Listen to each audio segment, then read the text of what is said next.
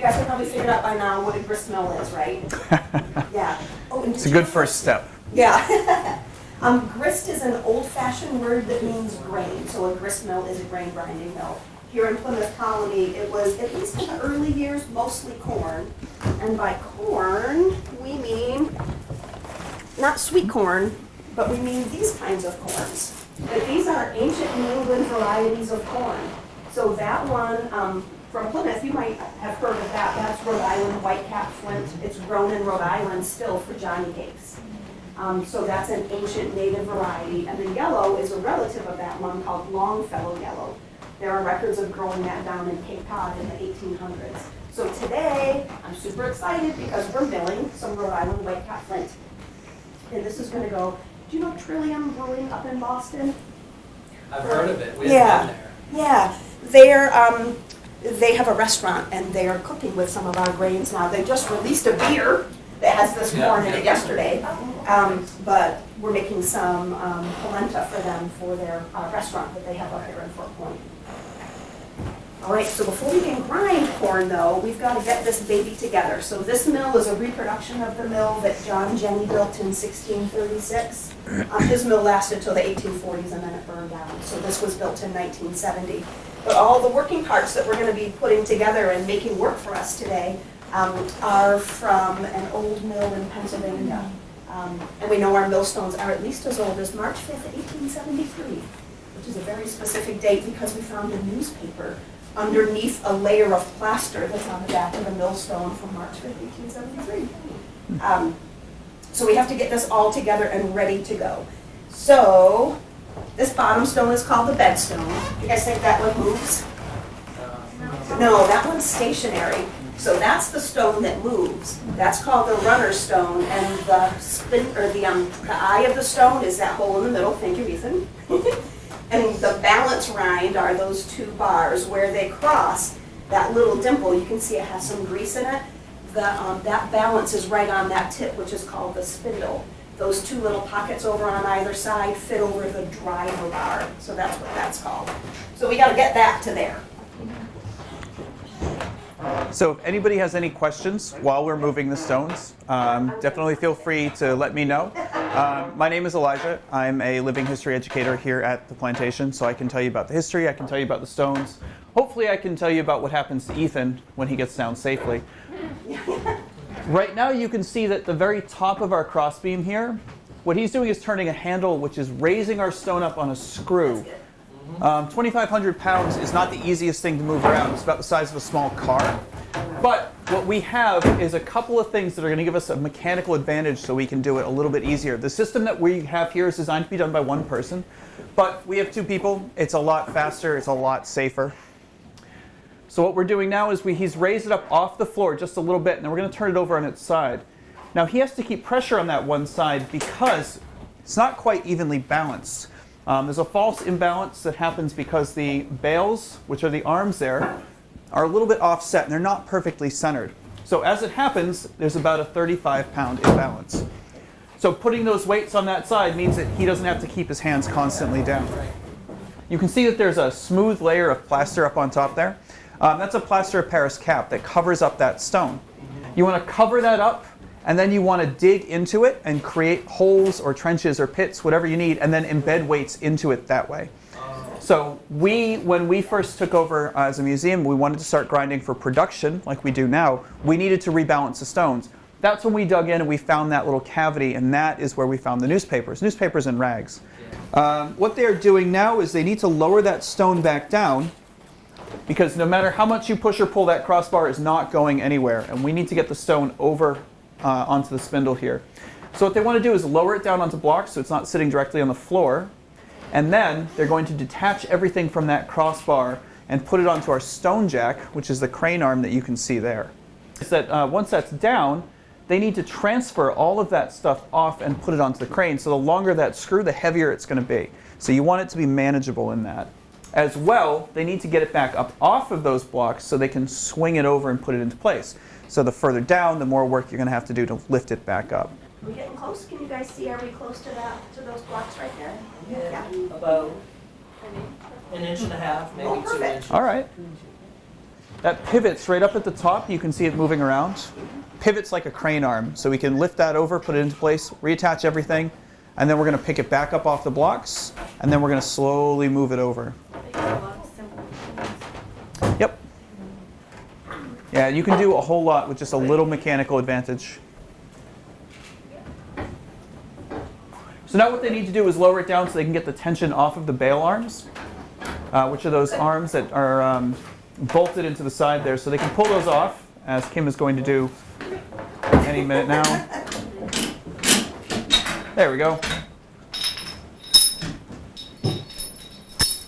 But you can see the problem, which is that screw in the bar is too long to go on that, that crane arm. So what we need to do is take that extender bar out. That means we need to take the entire thing apart.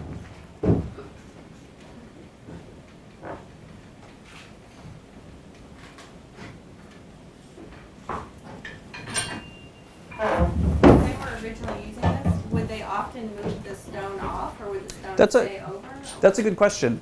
So in the 17th century, they would have moved stones like this apart really only for one thing, and that's to dress the stones. They weren't as worried about cleaning. Today we have a pretty thorough cleaning routine. We cleaned all of this morning. We're going to grind. We're going to put the stones together, grind. Then we're going to take the stones apart, do some cleaning this afternoon, and then a deeper clean tomorrow morning before anyone comes in.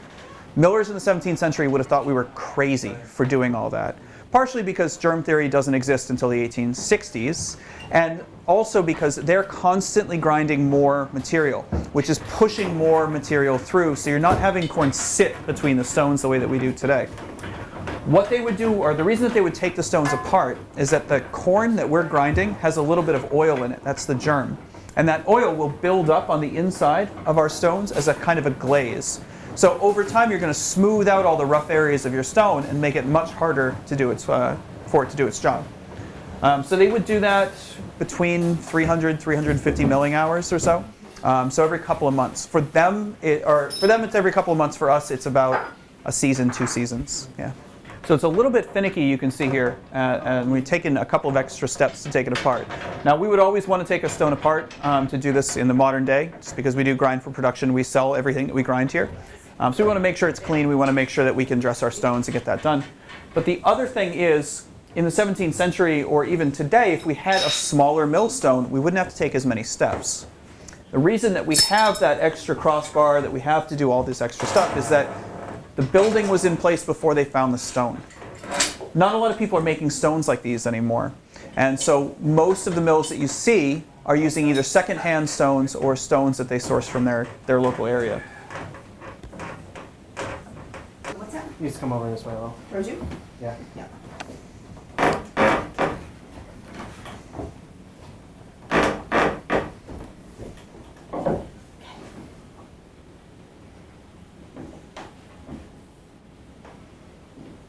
So you guys saw that spindle attached to it. There was a bar. That's called the driver bar, and it's going to line up with 2 pockets that you might have seen on the bottom side of the runner stone here.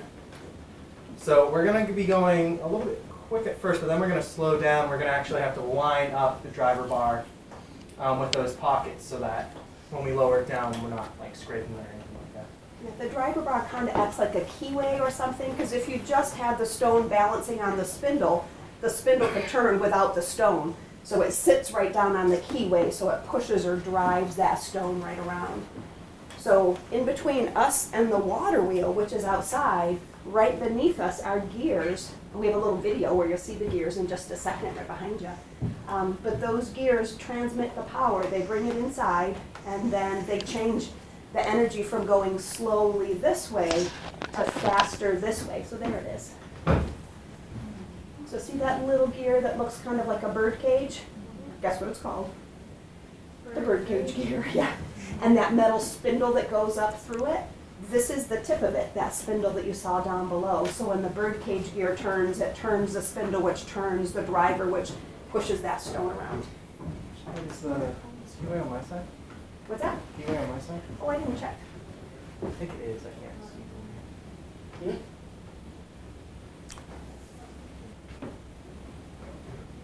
So you want to make sure that those driver bars are lined up just right, because there is a little extra notch that fits into one of the pockets. So you want to make sure that it's on the correct side before you lower it all the way back down.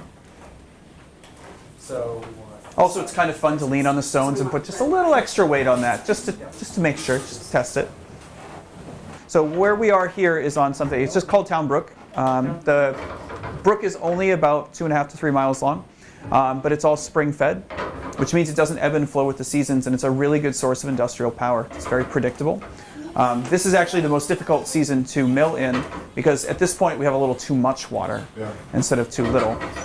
But because of that, this is the spot of the first mill, but by the middle 1800s there are going to be as many as 7 dams all up along here, and a lot more mills doing all sorts of different things. So this has been a very important industrial center for Plymouth from the very beginning. Perfect. But yeah, so now we're going to take all this ironwork off of the stone, because if we kept it on here while we were grinding, we would just put the stone back up. Wouldn't help anyone. That's good. Come on this way. Okay. Yeah, so it's only used to move the stone. It's not used during the milling process.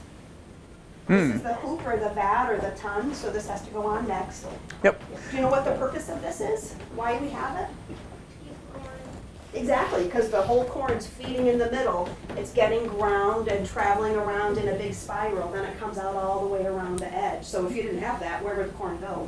All over the floor. Everywhere, yeah. Yep. So the corn builds up on the inside, and then the friction from the turning stone keeps pushing it around and around and around until it comes to this opening, and then it goes down the chute and is collected in the flour bin. Ready? So, over this way. You ready?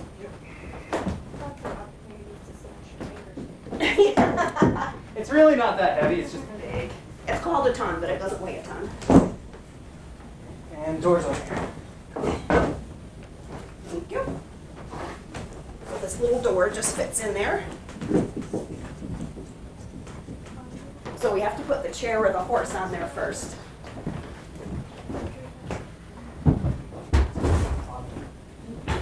Okay. And not something that's heavy, just So if you look at the hopper, which is right over there, can you see how it has a pretty big opening in the bottom? We need to be able to regulate the size of that opening or the amount of corn flow. So that's where the shoe comes in. So this part that's underneath is called the shoe. So the hopper fits right in there. So the shoe is kind of like a lever. So it's fastened right here, but the front of it can go up and down.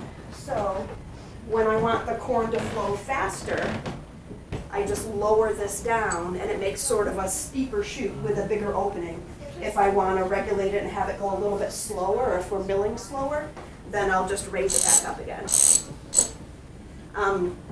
Damsel? damsel, thank you. So another part, one of my favorite mill parts is that we dropped it once and then we were like, oh, it's a damsel in distress. But the damsel, its job is to bump the shoe. Why do you think we want to bump the shoe? So the corn doesn't break. Yeah, exactly. Like if you have a salt shaker, you have to keep shaking the salt shaker to keep the material flowing. The damsel does the same thing. So when it turns, those little metal bars, as they go around, they bump up against the shoe. But anyway, so it's an important part of the mill. So now, yes, the hopper. I'm going to bring the hopper over and set it. Elijah, single-handedly. Oh, okay, all right. I've been training for this moment my entire life. I can't really see where it's going though. That's where your training comes in. That's right. That's right, echolocation. That's Ethan, pour the corn. What up?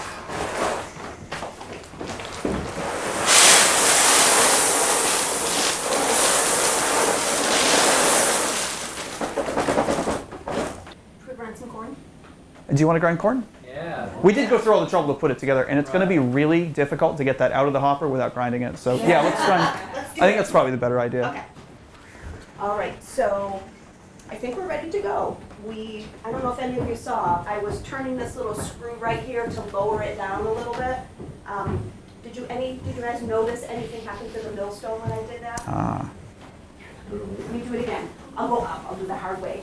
See if you see that millstone do anything. Yeah, it's going up just ever so slightly. So this is called tentering, and it's how I change the distance between the stones.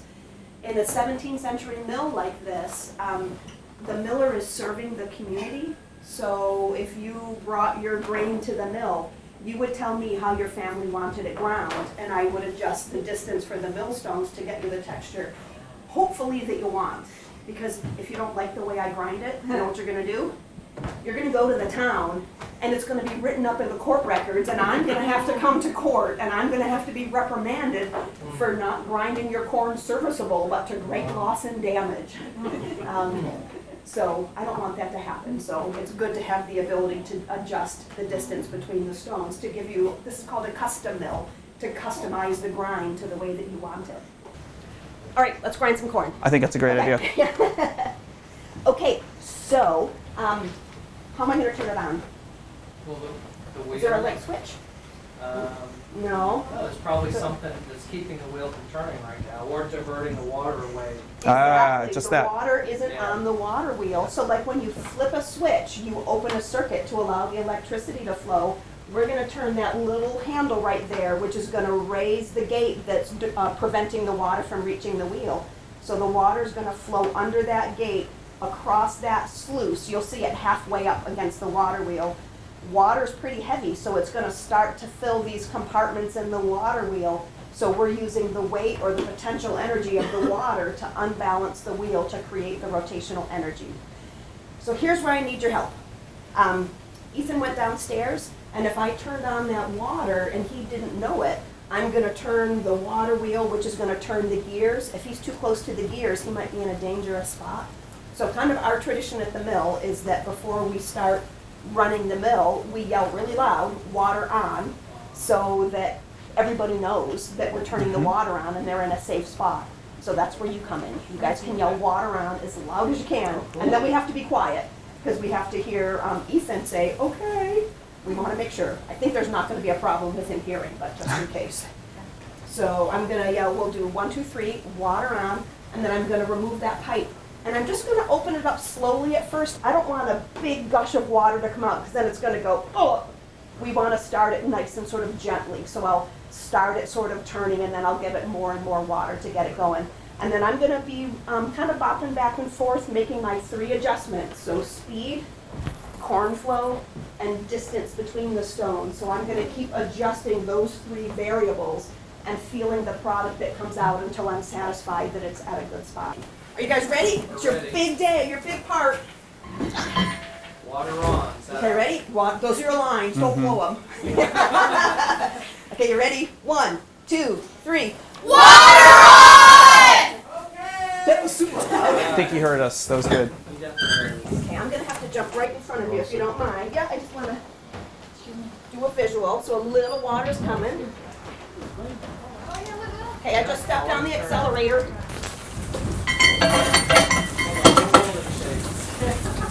Yeah, corn's not flowing fast enough, so I gave it a little more corn. Now I want to get the stones.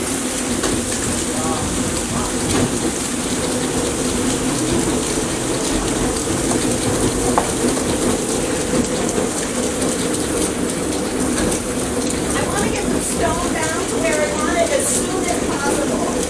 Because the longer they're kind of far apart, the more waste product I have, the more big pieces coming through. Right. So right now we're making cracked corn. I'm going to lower it down some more. Corn flows good.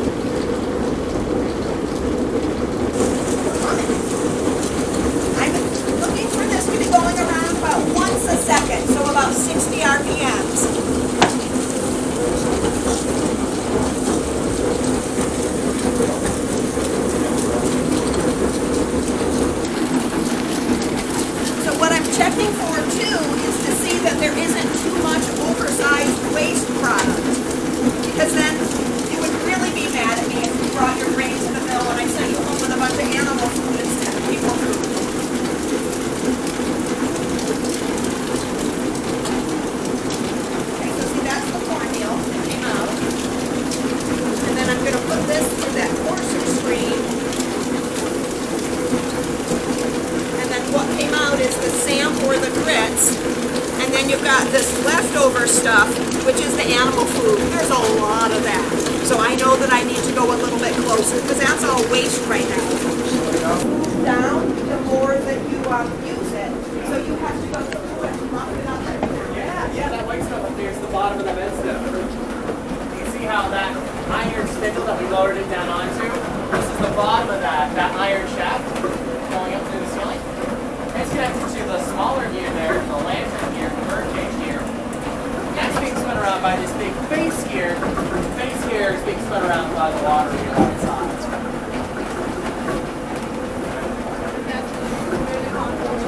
Yep, so you actually all come over here.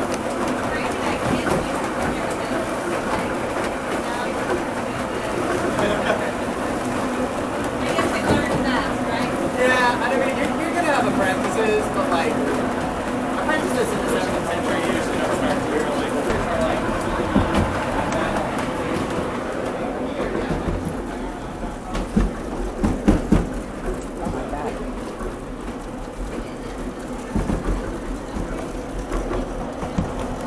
we'll scoop it out as we're grinding. Yeah, absolutely.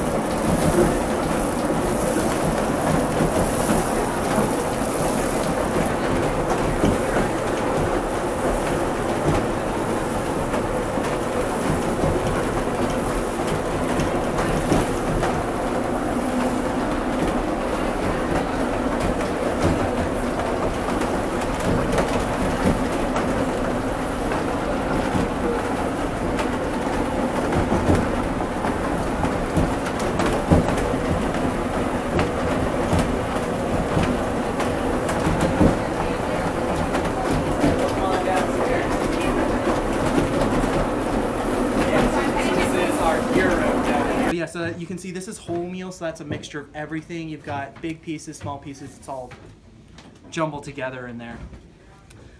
So we'll take this and we'll sift it out from there. It's actually the way that it grows. So most of the corn grown in the world today is a similar thing. This corn yields a lot different than, say, sweet corn, something like that. Corn the cob, the corn that we're used to, but the kernels, if you look at it, are about the same size. What that means is that this corn is using its water. That's great. Look at there's only that teeny tiny little bit of waste.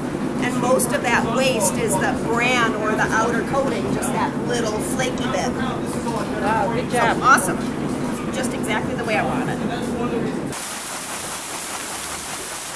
Ah, there it goes.